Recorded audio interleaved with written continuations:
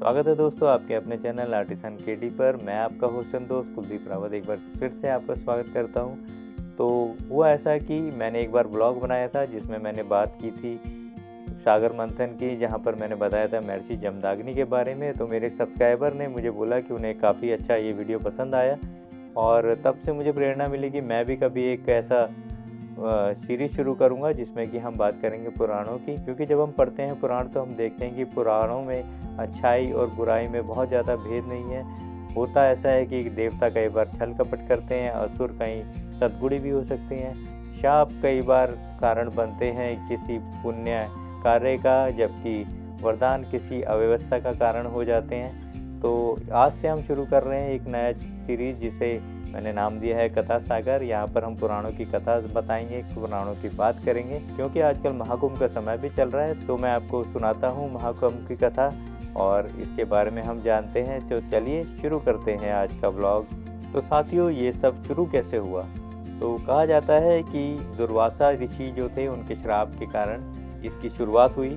होता ऐसा है कि एक बार महर्षि दुर्वासा जो कि पृथ्वी पर विचरण कर रहे होते हैं, वो एक जंगल से होते हुए गुजर रहे होते हैं कि उन्हें फूलों की एक खुशबू अपनी ओर खींच लेती है और वो जाते हैं वहाँ पर और देखते हैं कि काफ़ी अच्छे सुंदर फूल खिले हुए हैं। तो वो वनवासियों से कहते हैं कि ये फूल जरा मुझे दे दें। तो वनवासी भी हंसते हुए उन्हें वो फूल माला बनाकर दे देते हैं। माला धारण कर फिर वो आगे जब जाते हैं तो रास्ते में उनकी भेंट हो जाती है इंद्र से। इंद्र जो कि अपनी अप्सराओं के साथ वहाँ पर विचरण कर रहे थे, उन्हें वो खुश होकर वो माला दे देते हैं, पर इंद्र उन पर ज़्यादा ध्यान नहीं देता और वो माला अपने हाथी पर रख देता है। इस पर उसका हाथी जो है उठाता है माला को और ज़मीन पर पटक देता है। महर्षि दुर्वासा जो कि ऑलरेडी अपने गुस्से के लिए बहुत ज़्यादा प्रख्यात थे उस समय पर, एकदम क्रुद्ध हो जाते हैं और बोलते हैं कि तूने मेरे दिए हुए उपहार का बिल्कुल भी सम्मान नहीं किया। इंद्र, तुझसे एक माला नहीं संभलती तो स्वर्गलोक क्या संभालेगा? जा, मैं तुझे श्राप देता हूँ, तू शक्तिहीन हो जाए, तेरा सारा वैभव तुझसे छिन जाए। इंद्र को जैसे ही ये भान होता है वो कहता है कि महाराज ये तो बड़ी गलती हो गई है। वो माफ़ी मांगता है पर दुर्वासा जी वहाँ से चले जाते हैं और इसके साथ ही धीरे धीरे समय के साथ इंद्र की शक्ति शाप के कारण क्षीण होने लगती है। उस समय असुरों के राजा बलि जो कि अपने चरम पर थे, इंद्र से सारा राज्य छीन लेते हैं स्वर्ग का और इंद्र उधर भटकते हुए जाते हैं श्री विष्णु के पास। तो विष्णु जी कहते हैं कि आपको आपका वैभव लौटाने के लिए एक काम करना पड़ेगा, आपको करनी पड़ेगी असुरों के साथ संधि, आपको मथना होगा क्षीर सागर को। तो जाइए जरा असुरों से बात करिए और क्षीर सागर मथने की तैयारी कीजिए। क्षीर सागर मथने से आपको वहाँ पर अमृत प्राप्त होगा, अमृत मिलने पर आप अपनी शक्ति दोबारा से प्राप्त कर पाएंगे। तो ऐसा कहकर वो अंतर्ध्यान हो जाते हैं। उसके बाद इंद्र जाते हैं बलि के पास और उन्हें मनाते हैं सागर मंथन के लिए। तो बहुत सारी जड़ी बूटियां लेकर समुद्र में डाली जाती है। मथना है समुद्र तो उसके लिए मथनी और नीति भी उसी के समान होनी चाहिए।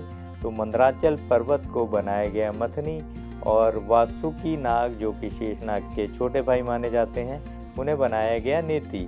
तो शुरू होता है सागर का मंथन। तो सबसे पहले देवता वासुकी नाग के मुख को पकड़े होते हैं और राक्षसों को दी जाती है पूंछ खींचने को। पर राक्षस कहते हैं कि जरूर इसमें कोई लाभ है देवताओं का। तो वो एकदम से नाराज हो जाते हैं और बोलते हैं कि नहीं, हम इसको पकड़ेंगे मुख की तरफ से, आप पकड़ो पूंछ। थोड़े वाद विवाद के बाद फिर दोबारा से शुरू हो जाता है सागर मंथन। सागर मंथन होता है तो निकलते हैं उसमें से 14 मणि। 14 मणि जो कि है कालकूट यानी हलाहल विष। उसके बाद निकलता है ऐरावत। उसके बाद कामधेनु गाय आती है। उसके बाद आते हैं उच्छ्रव घोड़े। उसके बाद कौस्तुभ और बाकी मणियाँ निकलती हैं। उसके बाद कल्पवृक्ष, फिर रंभा नामक अप्सरा, महालक्ष्मी, वारुणी मदिरा उससे निकलती है। फिर आते हैं चंद्रमा, शारंग धनुष निकलता है, पांचजन्य शंख निकलता है। फिर आते हैं धन्वंतरी और धन्वंतरी लेकर आते हैं अपने साथ अमृत का कलश। तो जैसे ही धन्वंतरी अमृत का कलश लेकर आते हैं असुर उनसे वो कलश छीन लेते हैं। देवताओं और असुरों में होने लगती है छीना झपटी। छीना झपटी में कहा जाता है कि कुछ बूंदें पृथ्वी के हिस्से में भी आई। वो बूंदें जहाँ जहाँ पे गिरी आज वहाँ पर एक तीर्थ है, जैसे कि नासिक, हरिद्वार, उज्जैन और प्रयागराज। तो ये चारों तीर्थ है जहाँ पर गिरी थी अमृत की बूंदें और वहाँ पर शुरू हुआ तीर्थ। ये भी मान्यता है कि असुरों और देवताओं में जो ये युद्ध था वो चला लगभग 12 दिन तक। कहा जाता है कि देवताओं का एक दिन पृथ्वी पर एक वर्ष के समान होता है, इसीलिए जो कुंभ का मेला है वो कुंभ का मेला 12 साल में एक बार लगता है।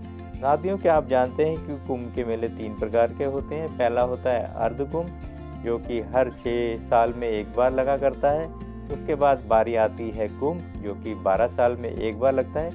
12 कुंभ के जब 12 चक्र हो जाते हैं, यानी 144 साल के बाद एक महाकुंभ का आयोजन होता है। तो ये सब है कुंभ की कथा। तो साथियों, 144 साल के बाद 2025 में जो इस बार कुंभ आरंभ हुआ है वो हुआ है 13 जनवरी से, जो कि चलेगा 26 फरवरी तक। इसमें स्नान की जो तिथियां हैं वो है 13 जनवरी पौष पूर्णिमा, 14 जनवरी मकर संक्रांति, मौनी अमावस्या 29 जनवरी, बसंत पंचमी 2 फरवरी, माघी पूर्णिमा 12 फरवरी और महाशिवरात्रि जो कि 26 फरवरी है। इसके साथ ही ये कुंभ समापन होने वाला है।